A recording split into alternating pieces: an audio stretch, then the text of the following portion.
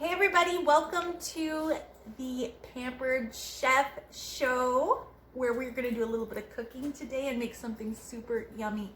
Every good Pampered Chef show has a tasty treat to eat, and even though we are virtual right now, we do not have to miss out on all those yummy stuff that we always make. So here's what you're going to need to gather to cook with us today.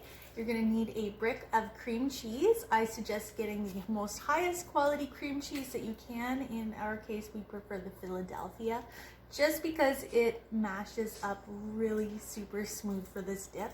So one brick, and we're going to use the light. One cucumber, one lime, one clove of garlic, 1/2 of a red onion, and some salt and pepper.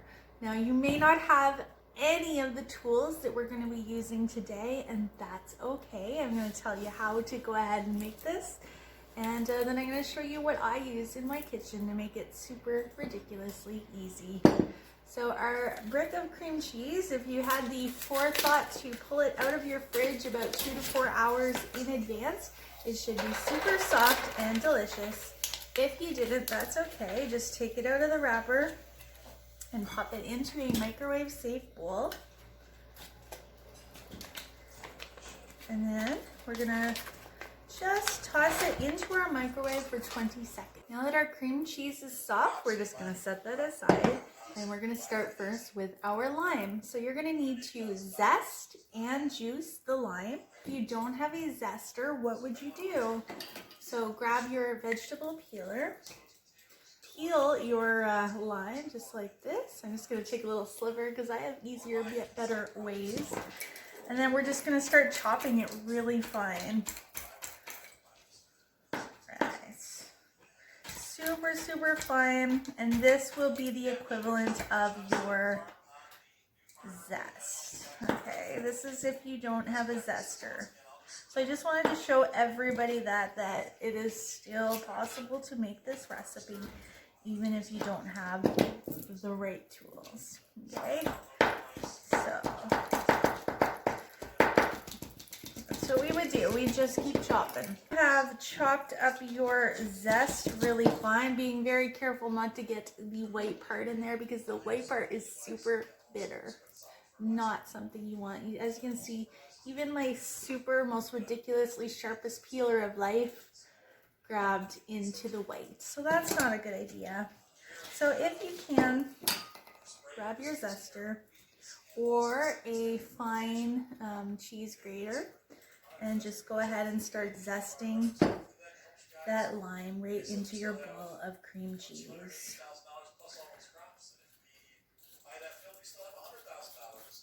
Okay, see what a difference. You get that, see the difference here? You get all that delicious zest, which is where all that flavor and smell is. Oh, it smells so good. You get all of that without any of the white stuff. So it would be so much less bitter.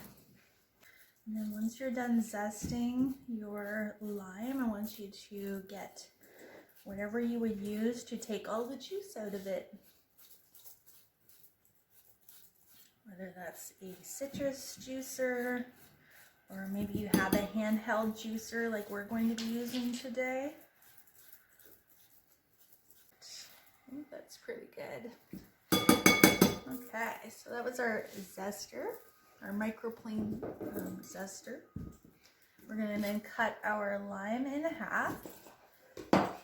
And I'm going to be using our citrus press today. So when you're using a citrus press, typically you think to do something like this and juice it that way.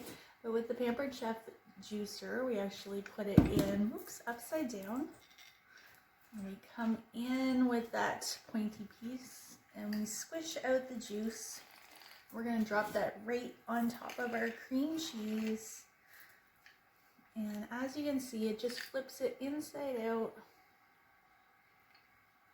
which I mean takes it from that little tiny lime to like a really super amount of lime juice.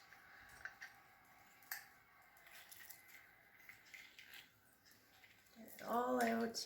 If there's any seeds in there, the seeds are also going to be trapped in the bottom of our juicer. So that is one very empty line. Then we're going to grab our garlic. Again, if you do not have a garlic press like we do, go ahead and peel it and remove this woody stem piece and chop it up really fine. So with your same knife. But we have the no peel garlic press. So we're just going to pop our unpeeled garlic right into the hopper. Hear it crack. We're going to squish it through. Easy peasy, just like that. And in our handle, we have this little Barbie brush that we're going to use to just scrape it so our fingers never have to touch any of the smelly garlic.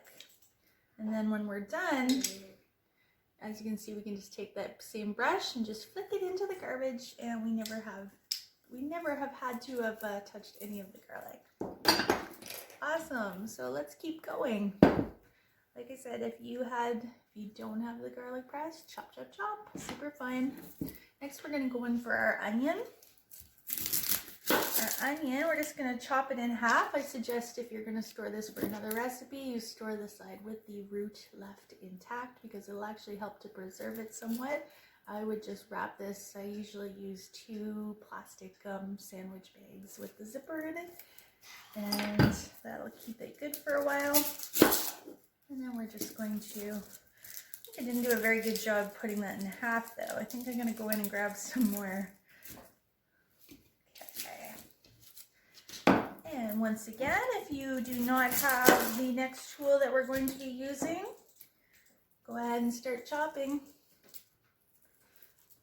You want to get it super ridiculously fine with your knife. And we're going to add that to our cream cheese mixture. Today we're going to be using our manual food processor, which is absolutely one of my favorite tools. We're going to give those onions just a chop in half. Drop that into the manual food processor. Pop the lid in place.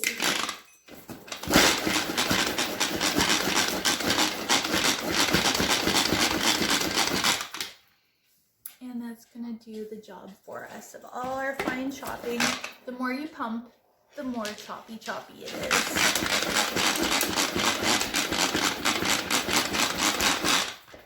Okay, and that's about done. Just going to set that aside because now we're going in for our cucumber. The cucumber, more choppy. You're going to cut that in half. If you do not have any of our special tools, go ahead and start chopping that, dicing it very fine, just like you did the onion. But today we're going to go ahead and use our manual food processor, and I'm going to add some of these chunks all around it. I'm just going to chop it up a little bit, just so it gets spread out nice and even. We're just going to chop that up.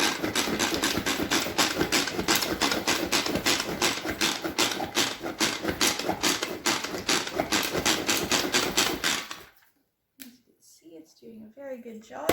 Once in a while, I'm going to give it a little shake just to get some of those bigger pieces down to the blades.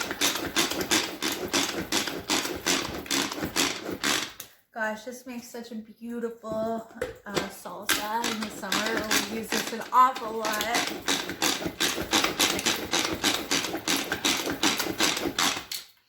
I think that's pretty much done. You can see it did an awesome job. If you're sensitive to onions, if your eyes tear up every time you're chopping onions, this is the tool for you. This part we just wipe clean, and the rest is dishwasher safe.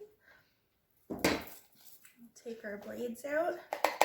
So as you can see, it's just 3 little blades, all on different levels, that spin around. I'm going to add that to our cream cheese mixture. And that's it. How easy was that? And then we're going to mash it all up. This dip is so excellent in the summertime. We have something called a cool and serve bowl, which has an ice pack in it, filtrate in it, that'll keep it cold for 4 to 6 hours. You pop this dip in that cool and serve bowl, and you have something refreshing to serve at all of your gatherings. Or if you're like us, just as a tasty treat, because the whole family loves this. Okay. So what do you do with the other half of the cucumber? That's where this guy comes into place. If you don't have this tool, this is called our Crinkle Cutter. Just go ahead and take your sharp knife and slice it into slices. But we are going to go ahead and make some slices just by rocking it through your cucumber.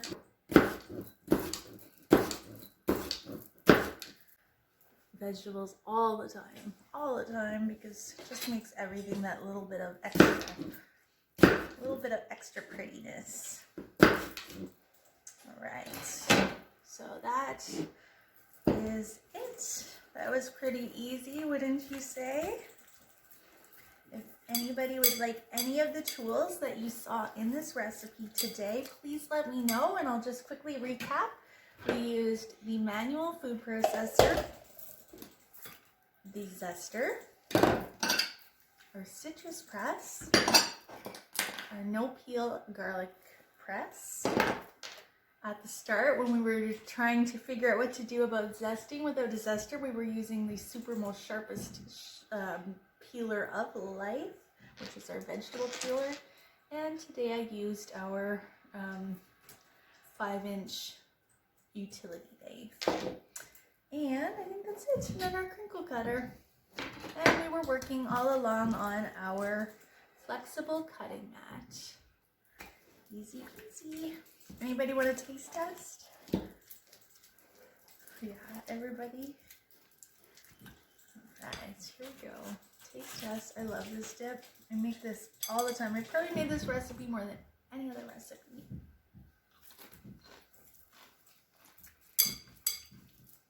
So good.